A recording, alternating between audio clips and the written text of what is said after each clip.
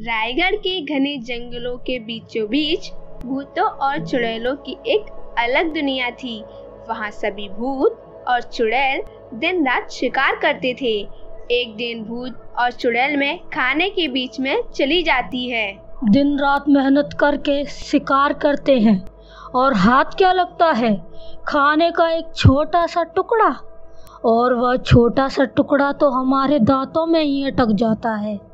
पेट भरने की दूर की बात है, हमारे हाथों में जो लगता है वह भी तो हम मिल बैठ कर ही खाते हैं। यह परंपरा तो सालों से चली आ रही है। मैं नहीं मानता ऐसी परंपरा को। आज के बाद मैं अपना शिकार किसी को नहीं दूंगा, मैं अकेले ही खा लूंगा। अगर तुम अकेले खाओगे तो हम भी अकेले ही खाएंगे, किसी को नहीं देंगे। चुड़ैल और भूतों में शिकार को लेकर बहस छिड़ जाती है और वहाँ चुड़ैल और भूतों के मुखिया तक पहुँच जाती है। अब आप ही बताइए मुखिया जी, इस बात का कोई उपाय है? बड़े ही सोच विचारों के बाद हमने यहाँ फैसला लिया है कि किसी को भी कोई शिकार मिलेगा, चाहे इंसान हो या फिर जानवर, उसे मेरे पास लाया जाए। इसके बाद हम एक दौड़ कराएंगे भूतों और चुड़ैलों की। उस दौड़ में जो जीतेगा वह पूरे के पूरे शिकार का हकदार होगा। उसे वह पूरा का पूरा शिकार ही खा सकता है। रात का वक्त था। जंगल के बाहर बनी सड़क पर एक गाड़ी चली जा रही थी। तभी भूत की नजर उस पर पड़ती है। यह मेरा शिकार है, हा हा हा हा हा। भूत जानबूझकर गाड़ी के सामने आ जाता है और मरने का नाटक करता है। तभी ड्राइवर गाड़ी को रोक देता है।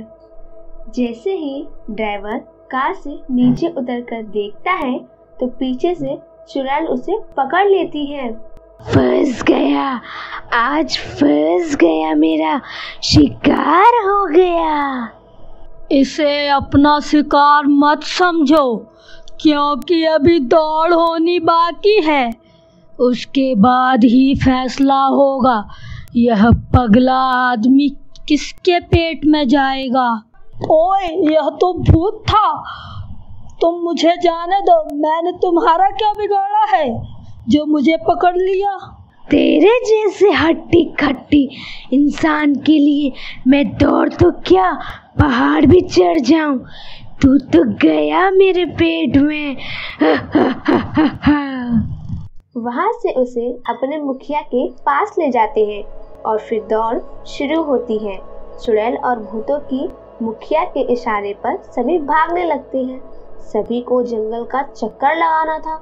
जंगल का चक्कर पूरा होते ही चुड़ैल जीत जाती है। मैं जीत गई, अब यह शिकार मेरा हुआ। आज कितने ऐसे बार मैं पेट भर कर खाना खाऊंगी।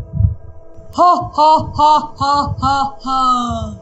यह शिकार तुम्हारा ही है, इसे तुम जैसे मर्जी खाओ, चाहे नोच नोच कर खाओ, तुम्हारी मर्जी, या काट कर खाओ। अरे यह क्या हो रहा है? मैं यह भूतों की दुनिया में आकर कहाँ फंस गया? अरे कोई है जो मुझे बचा सके? चुड़ैल तभी ड्राइवर का सर उसके धड़ से अलग कर देती है और अपने दोनों हाथों से घसीटते हुए नदी के पास ले जाती है। वहाँ आराम से बैठकर उसे खाती है।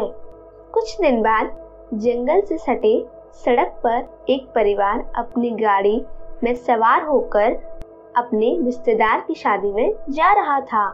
गाड़ी संजीव चला रहा था और उसके पीछे उसकी पत्नी रानी और उसकी बेटी प्राची बैठी थी। तभी भूत पीछे से उसकी गाड़ी पकड़कर रोक देता है। यह गाड़ी अभी तक तो ठीक थी, अचानक से क्या हो गया?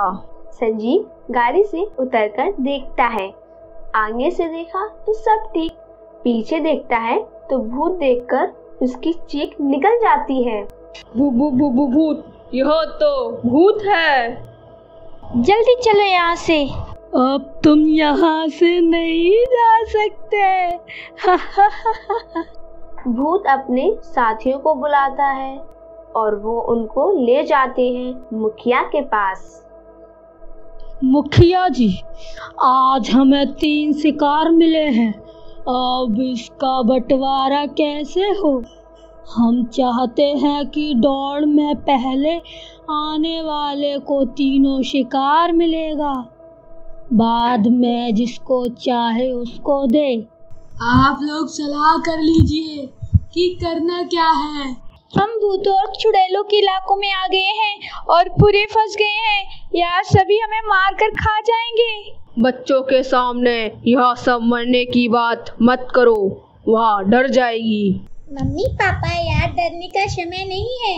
मेरी टीचर हमेशा बोलती है कि कभी भी मुसीबत में हो तो डरने से नहीं, सूझबूझ से काम करना चाहिए। मेरे पास एक आइडिया है, आप बस देखते जाइए। प्राची पास में खड़ी चुड़ैल के पास जाती है और उससे लिपट कर रोने लगती है। मैं तो बस एक छोटी सी बच्ची हूँ, क्या आप मुझे भी खा जाओगे? क्या तुम्हारी भी बच्ची होती तो तुम उसे भी मारकर खा जाती? मैं भी तो किसी की बेटी हूँ। प्राची को देखकर चुड़ैल का दिल पिघल जाता है। तुम सही कह रही हो, मेरी भी तुम्हारी जैसी बेटी थी। वह कहाँ है मुझे नहीं पता, पर वह भी तुम्हारी जितनी बड़ी थी। बेटी, एक बात बोलूं मैं, जो हमारे मुखिया हैं और जो हम चुड़ैल और भूत लोग हैं, वह संदूक में हम सबकी आत्माएं बंद हैं। तुम जाकर वो संदूक खोल दो। संदूक के खुलते ही हम सबको मुक्ति मिल जाएगी और हम सब गायब हो जाएंगे। प्राची बस ऐसा ही करती है और सभी चुड़ैल और भूत आपस में बात करने में व्यस्त होते हैं। तभी प्राची संदूक को खोल देती है और सभी भूत और चुड़ैल गायब हो जाते हैं। तभी से उस जंगल के पास कोई भी भूत चुड़ैल नहीं दिखा।